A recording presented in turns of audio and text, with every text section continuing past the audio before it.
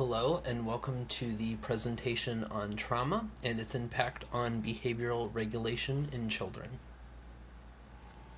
So as we begin to look at trauma and the effect that it has on children, we want to stop briefly and talk about the brain and brain development. And this is because trauma truly does have an impact on brain development.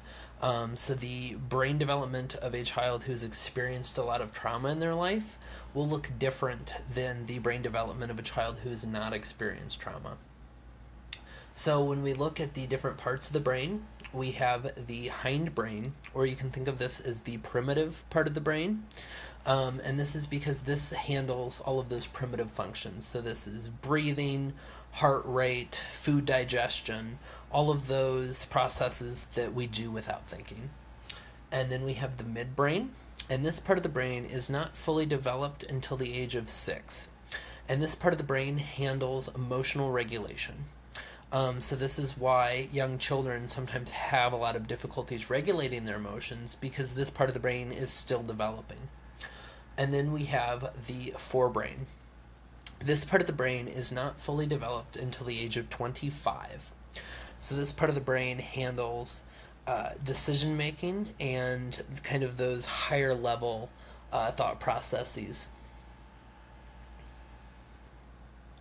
So here we look at the biological effects of trauma.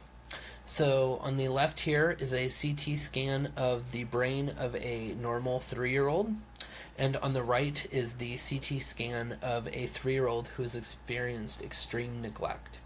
And so in these CT scans you can see some of the biological differences that happen in brain development.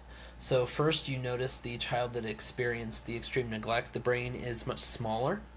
The ridges on the outside of the brain are much more pronounced, so a lot deeper grooves in the brain, and the darker regions in the middle of the brain you can see are much larger on the brain that experienced the extreme neglect versus the CT scan normal 3-year-old's brain. So here we have a graphic that shows the unmet early need creates an insecure wall, thus destabilizing the future. So when you think of working with a child who's experienced a great deal of trauma, you are not just working with a snapshot of that child, you are working with that child as a whole. So even if that child is in an environment now that is stable, safe, and secure, if early on in life they weren't having their basic needs met, there is a unstable wall of need, so to speak, in that they don't respond the same way that other children might respond. So in the graphic here, you can see through the age of 7, their needs were not being adequately met. So this might be a child who didn't have enough to eat, or had a caregiver who was not that responsive, or sometimes would respond to the needs of the child and sometimes they would not. This creates a very unstable environment in that even when the child then starts to have their needs met, it's not falling into place. So this could be a child who doesn't respond as you would expect them to respond. Maybe they don't form relationships with adults and with peers the same way that other children might. And a lot of that goes back to the trauma that they faced early on in life and the lasting impact that that has had on them. So when we think of the primary caregiver relationship, it is the first relationship that a child has experienced, and it is what provides a template for all future relationships. So you can think of it like a stencil. So if you have a child who had a very unstable environment when they were younger, and had a caregiver who was not emotionally available, perhaps, or who had a caregiver who was struggling with addiction. So maybe some days the caregiver responded well to the child, met their needs, and the next day, if they were using, was completely absent or emotionally absent. So this impacts the way that that child forms relationships moving forward in their life. So this could be a child maybe that doesn't necessarily have an attachment disorder, but maybe struggles to interact with others, struggles to make friends, struggles to make lasting relationships. And a lot of that can come back to that first relationship that they had with their caregiver. And they're using that as their basis for forming relationships moving forward. So, if you have a child that has a broken stencil, so to speak, or who did not have a healthy relationship with their primary caregiver as they were forming that first bond and attachment, it is not a quick or easy process for them to restructure that stencil. It's done through a lot of therapy and over time just establishing relationships with others to help them see that there are such thing as healthy relationships and modeling what that looks like. But again, that is not a fast overnight process. So this chart here, we look at some different forms of abuse and neglect and various trauma. And we look at what that taught the child or what that did to them. So, emotional abuse, this could be berating, insults, compared unfavorably to others, or being ignored. And it creates the self-talk in the child that I am wrong, I am bad, I'm worthless, they want me dead, I should not be alive, I'm not wanted. Physical abuse shows the children that the world is a dangerous place and creates the self-talk, I am bad, I am powerless. Sexual abuse destroys their innocence and creates the self-talk, I cannot trust anyone. Neglect, no self-concept, gives them the self-talk that I don't matter, life is hopeless, I am helpless or rage-filled, do I even exist? Chaotic environment, so this is maybe lots of caregivers, lots of different locations, broken promises, frequent moves. And it gives them no safe or secure base and creates the self-talk that I am terrified. And trauma is a combination of experiences and events that felt utterly overwhelming or life-threatening to the child and gives them the self-talk, I am going to die. So all of these different types of abuse and neglect and these types of trauma, even if that is removed, that self-talk is still there. So the impact that that trauma has had, that abuse has had, is still present in this child's life, even if they are now in a safe and secure place. They're still going to have that self-talk that they are struggling with. So just keeping that in mind when you were working with traumatized children, that just because the trauma is gone, the impacts of that trauma are not. So now we're going to look at the body's alarm system. So knowing the child's body alarm system and being triggered, helping them recognize kind of the symptoms of being triggered is very important. So for some children, this could be shaky hands, sweaty, heart racing, or they're pacing. So when your brain recognizes danger or there is a reminder of trauma, the body prepares to deal with it. So this is commonly known as the fight or flight response. And there's a third, which is freeze. So this is just where the body doesn't know what to do. It doesn't try to fight it, it doesn't try to flee, it just freezes. And so this function, the fight or flight function, is handled by that primitive part of the brain. As this is part of the brain that was back in the times of hunters and gatherers, when a threat that might be facing a person would be a mountain lion out in the field, where in that situation, your body did need to prepare to either fight that mountain lion or flee from that mountain lion. Where the stressors and the triggers today aren't necessarily that way. However, that is still the way that the brain operates. So when you are in that fight or flight mode, you are not using the other parts of your brain. So you can think of the brain kind of as a stair step. So when you are in that primitive part of the brain, You are not using the emotional regulation part of your brain, and you are not using the executive functioning part of your brain that handles decision making. So this is oftentimes when you're in a high stress situation, you're in that fight or flight mode, you're not necessarily thinking clearly. You're not necessarily regulating your emotions to the best of your abilities because you're not using those parts of your brain. You are simply in that fight or flight mode. And so for children who have experienced trauma, they are in this fight or flight mode a lot because not only is it situations that truly are life-threatening that put you into that fight or flight mode, but it is reminders of the trauma.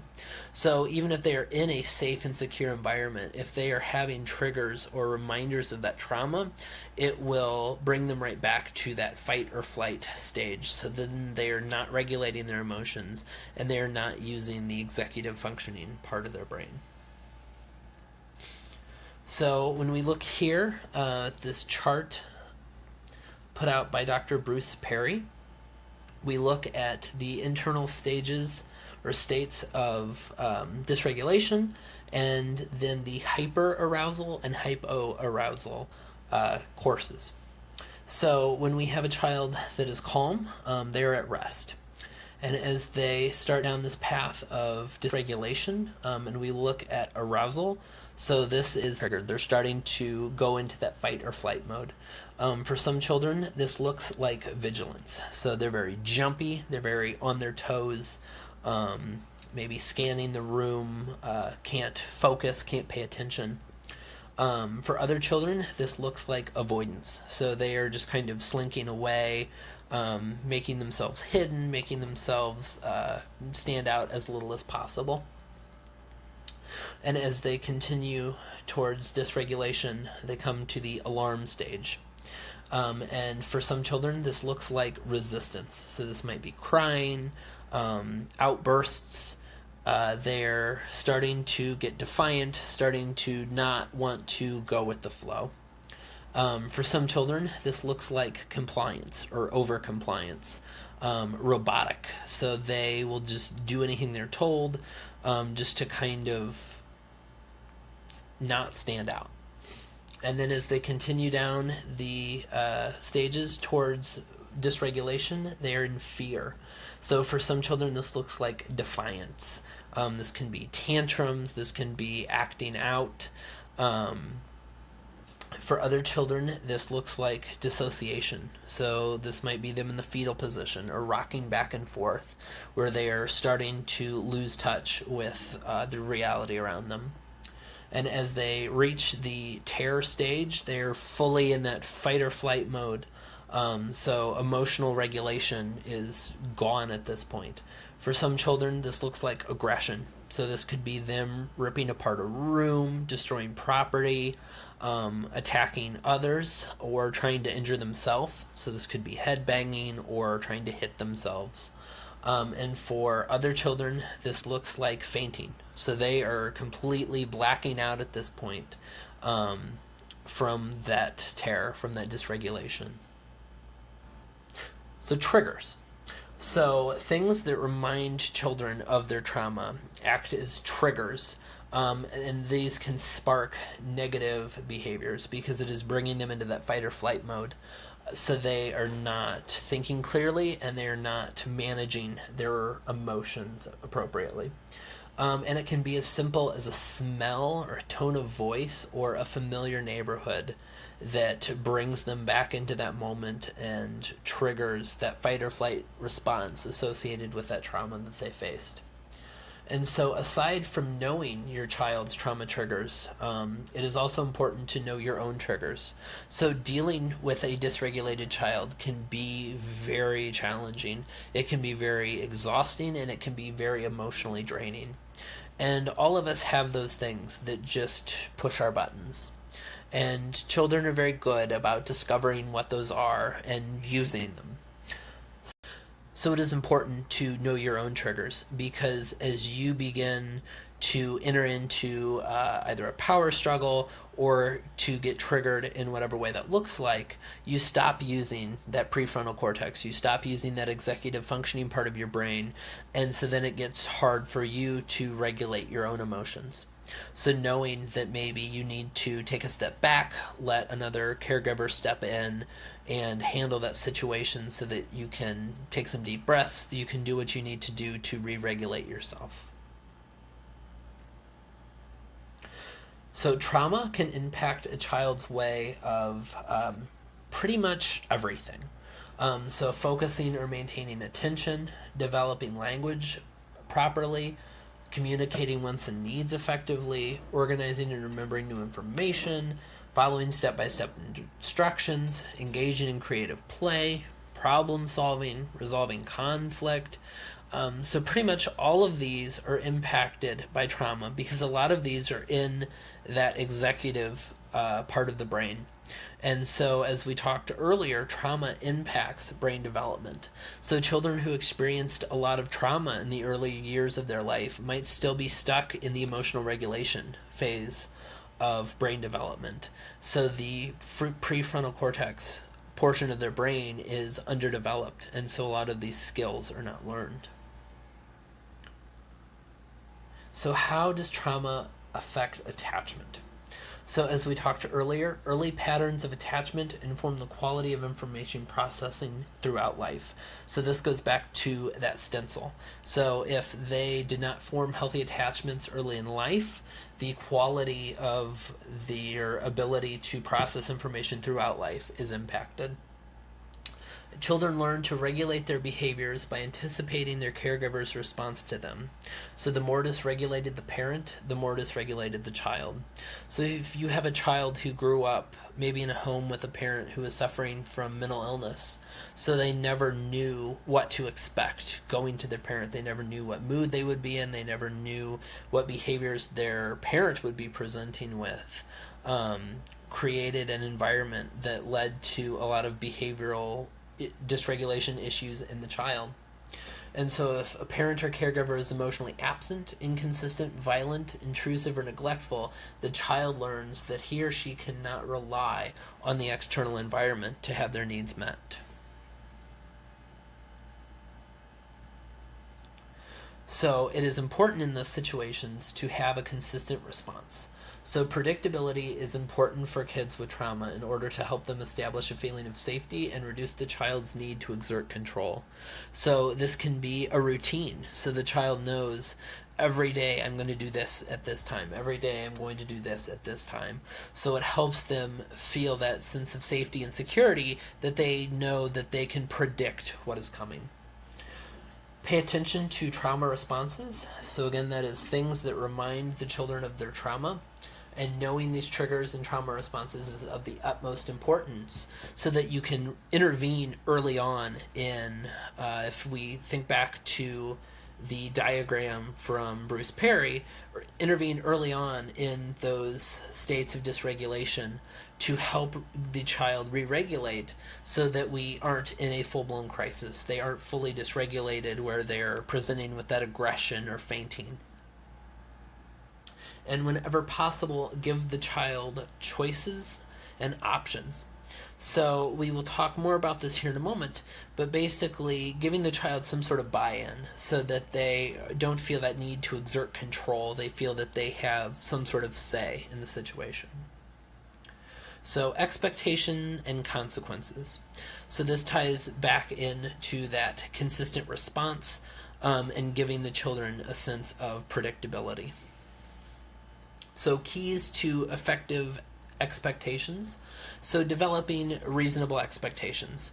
So if you have a younger child or a younger child developmentally, asking them to do very elaborate things. You know, when you come home, you need to make sure you have done all of your homework and that you have cleaned the front room and that you have done this, that, and the other. So for younger children, that is not a reasonable expectation. If you have an older teenager, that very well could be a reasonable expectation. You should have your expectations be consistent. So this goes back to that predictability, building of a pattern, building of a routine. And they should be clear, easy for the child to understand. And change expectations to adapt to the child's age and ability. So that goes back to the example before with the doing the homework, cleaning the house, things like that. Adapting that to whatever the child's age and developmental level is. And involve the children in setting some of their own expectations. So this could be a team meeting or a family meeting, where the children get to have an input on what the rules and expectations are, and help the children to understand the reasons for the expectations. So it's not just a because I said so. It is giving them age appropriate explanations on why those rules or those expectations exist. So negotiating the rules and expectations. So express your concerns. I am worried that this happens. This is what concerns me about what happens. Actively listen to the response. Tell me how you see this. What's this all about? So getting the child's input on maybe behaviors that you're seeing, or as you are building these rules and these expectations. Problem solve, so helping the child to co-regulate. So if you are seeing issues arise, saying what will make it easy for you to do this, so helping overcome any barriers that are stopping them from meeting this expectation. How can I help you with this? So being there to support the child in overcoming those obstacles. And summarize and agree to the solution. So tell me again what our plan is. So making sure that the child understands what has been put in place moving forward. Let's discuss this in a week and see how it's going. So having a check-in with the child to see how the new expectations are going. So guidelines for consequences. So this is when a rule or an expectation is broken and you're putting a consequence in place. So consequences should be natural when possible. So this is just what naturally follows the behavior. So this isn't anything that the caregiver needs to do. This is just naturally what follows. So if you have a child who is refusing to wear a coat, the natural consequence, they're going to get cold. Obviously, you should not use natural consequences in situations that would be unsafe. So, for instance, if the child wants to ride the bike without a helmet, the natural consequence of that would be they could fall and get very hurt. So that is not a situation that you would want to use a natural consequence. Logical consequences in those situations where natural consequences are not appropriate or would be unsafe. And logical consequences are related to the behavior. So if you have a child refusing to eat dinner, a logical consequence is they don't get dessert. It should be proportionate to the behavior. So if you have a child refusing to eat their vegetables with supper, it shouldn't be no dessert for the next 3 years or no dessert for the next month when it's a minor behavior. So the consequence should match the behavior in terms of scope and severity. It should be enforceable.